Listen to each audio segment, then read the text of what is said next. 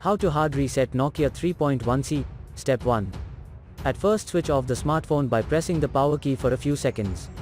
Step 2. After that, plug the Type-C USB cable into the charger and connect this cable with your smartphone. Step 3. Then hold down volume up plus power key together for a couple of seconds.